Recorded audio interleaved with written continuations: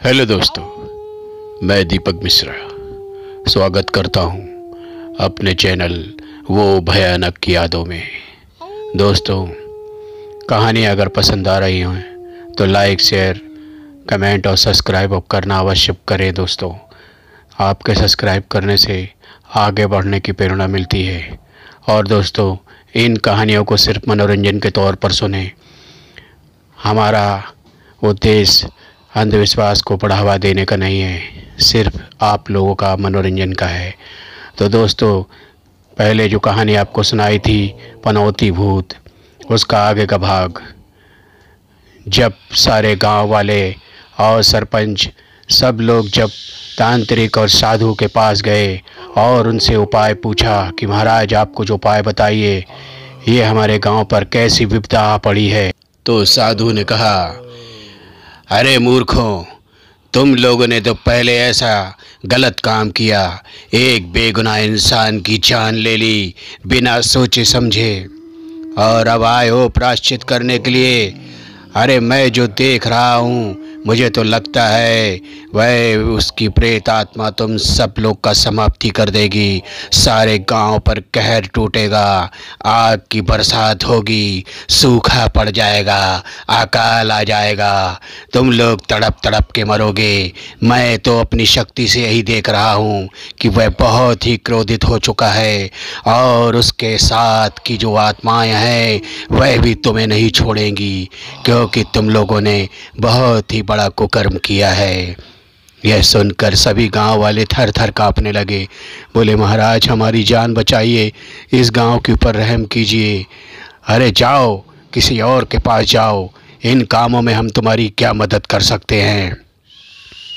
महाराज, अगर आप ऐसा करेंगे तो कैसे चलेगा, आप तो बहुत ही दयालु भी हैं, आप ही कुछ उपाय लगाइए।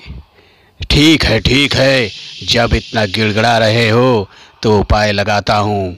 ऐसा करो, मुझे लेकर उस जगह पर चलो जहाँ तुम लोगों ने उसे दफन किया था। सभी गांव वाले उन्हें खेत पे लेकर गए और जहाँ से नल का पानी बहता था खेत में, नलकूप, उसके नीचे बताया कि यहाँ हमने उसे दफन कर दिया था।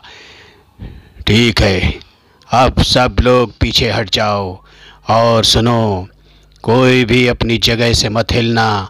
यह मैं रेखा खींच देता हूँ, इस रेखा के बाहर कोई भी मत जाना, और अगर जो बाहर गया तो वह अपने मौत को स्वयं निमंत्रण देगा। मैं अपना मंत्र उच्चारण चालू करता हूँ। और साधु ने तांत्रिक मंत्र पढ़ना चालू कर दिया।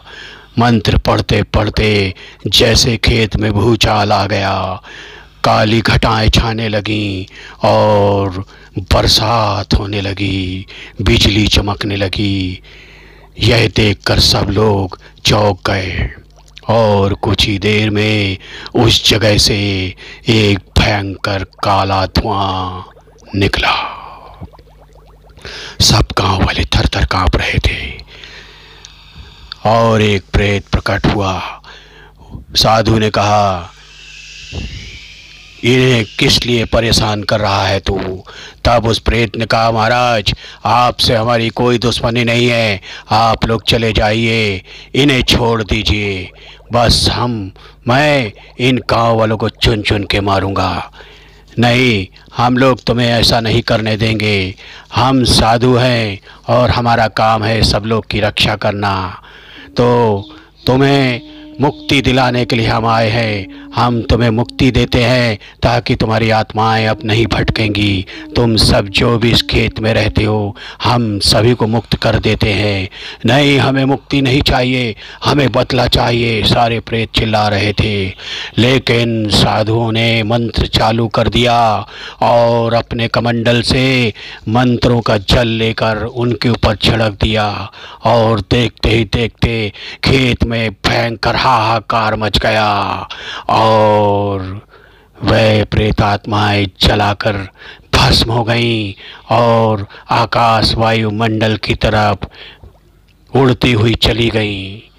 तब जाकर साधु ने कहा, आज से तुम लोग मुक्त हो चुके हो, लेकिन ध्यान रखना आइंदा किसी बेगुनाह के साथ ऐसा मत करना, वरना हम लोग तुम्हारी कोई भी सहायता नहीं करेंगे। सब ने क्षमा मांगी और साधुओं ने उन्हें क्षमा कर दिया और चले गए। दोस्तों, कहानी अच्छी लगे तो लाइक, शेयर, कमेंट और सब्सक्राइब अवश्य करें। धन्यवाद। Good night.